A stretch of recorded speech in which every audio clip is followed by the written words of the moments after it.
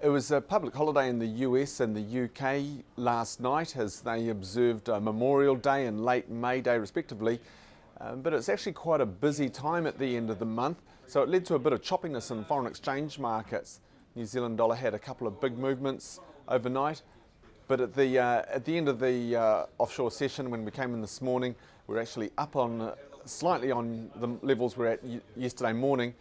Trading around 68 cents against the US dollar and around 80.50 against the Aussie dollar. With the US and UK markets closed, it was a little bit light on the data front last night, but the continued focus is on the troubles in Europe and the ongoing recovery in the States. No data out of the States, but we did have a Fed official out who was commenting that the US recovery continues to grind along.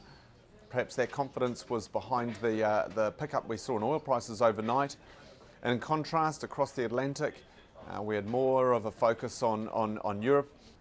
Okay, it's a pretty light data week for us here in New Zealand. Yesterday we had National Bank's Business Outlook Survey, and although headline business confidence eased just a touch, the indicators were still pretty reasonable that the New Zealand economic recovery is continuing. In particular, own activity expectations ticked up just a notch, so businesses are confident in their own activity in the future months, and pricing intentions picked up a notch too. So this is consistent with other inflation indicators we've seen. Despite the slowdown that we've had in the New Zealand economy, inflation pressures are fairly high right now, and this will be a bit of a concern for the Reserve Bank. It'll certainly be part of their thinking as they debate what to do with interest rates when they meet next week.